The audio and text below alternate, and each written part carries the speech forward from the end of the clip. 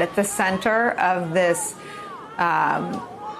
relatively small area geographically, but very, very hot situation politically and from a public safety standpoint, is a woman whose life was cut short. She had a brilliant future ahead of her.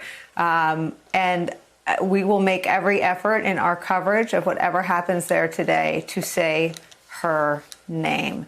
Breonna Taylor, Jason Johnson, today, no one charged in her shooting. Yeah, I'm not surprised, Nicole. I'm not surprised. And you know, every time this happens, and this has happened a lot, I always tell myself before I go on the air, I'm not going to get pissed. I'm not going to do any sort of performative tears. I'm not going to rage or anything else like that. And yet today, I can't help it. I'm so disgusted by this. I'm so disgusted by Daniel Cameron's performance. I am so sick and tired of black people going on the air and performing for violence and white supremacy and state-sponsored violence against black people and claiming they're mamas and claiming they're because of black men, they care about it. This woman got shot in her house when she was asleep. It's like Atiana Jefferson got shot playing video games with her nephew at 2 o'clock in the morning. It's like Botham Jean was eating ice cream, got shot on his couch. I'm telling people, I'm sitting here in my house right now. I have an IFB in my ear. I can't hear much. So if cops busted into my house right now and shot me on the air, what Daniel Cameron basically told America is that that would be legal. If they thought that there was something wrong, I could be shot in broad daylight on national television in my house because the cops can break in and shoot whoever they want if they're concerned. That is why people are upset. That is why protesters are mad at the media, because they're tired of these discussions being teased out in ways that give justifications for nothing other than state-sponsored white supremacy and killing of black people. It is so infuriating and so maddening. And I empathize with the people who are there in pain. And I empathize with the protesters who are going to be home by 9 o'clock, Nicole. That's the thing. The Black Lives Matter protesters, they're going to take their signs and they're going to go home. And then you're going to have a whole bunch of interlopers and white nationalists and 3%ers and terrorists battling out in the street like the No Church in the Wild video. And that's how the Black Lives Matter protesters are going to get depicted. So I want to thank you, actually, for being so good in your opening by saying, hey, can we distinguish between the people wearing black and the folks protesting? Can we distinguish between the white nationalists walking around with guns and the people there who are centering Breonna Taylor? Because that's where the frustration comes from. Not just that another life was snuffed out, but that a lot of people aren't doing what you're doing, Nicole, which is distinguishing between those who are concerned about our criminal justice system and the routine murder of black people and those who want to co-opt the experience for their own political joys.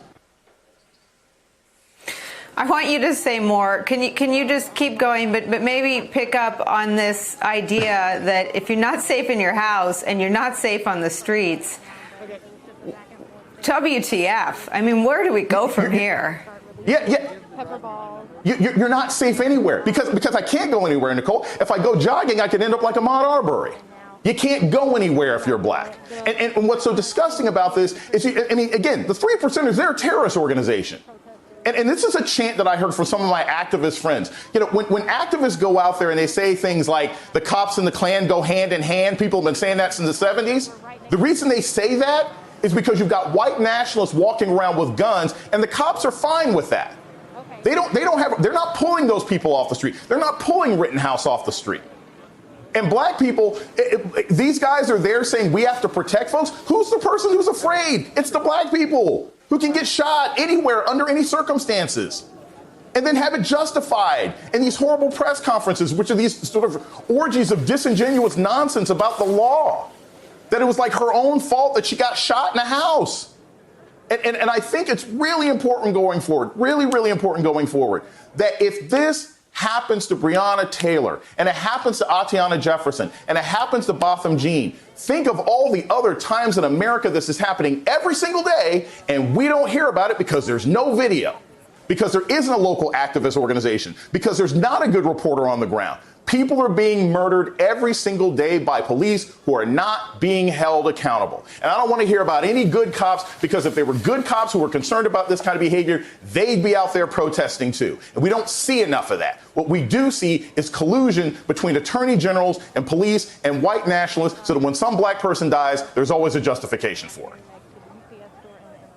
I want to bring David Henderson in this conversation, but I've got one more for you, Jason Johnson. We also have a president who can't or won't be briefed about the domestic terrorism threat posed by white nationalism in this country. It's been testified to by the current FBI director, Christopher Wray. It's been attested to by Elizabeth Newman, who left the Trump Homeland Security Department, where her job was to monitor threats to the homeland. And a threat to the homeland is the very element that Cal Perry just reported to be in the streets of Louisville tonight, militias.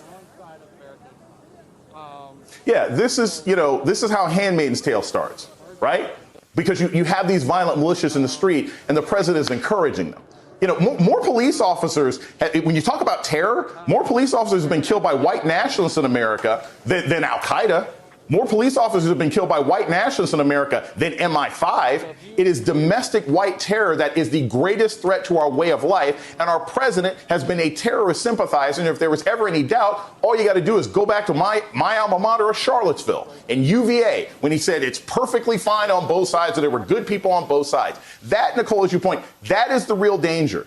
That every single time a Daniel Cameron gets on a podium, cries crocodile tears, and claims that his mama would be concerned about him, he is sending a sign to white nationalists everywhere. With the tacit consent of the President of the United States, you can do this whenever you want, and we won't jail you. We won't hold you accountable. Shoot all the black people you want. Shoot all the protesters you want, because at the end of the day, this system is made to protect white violence.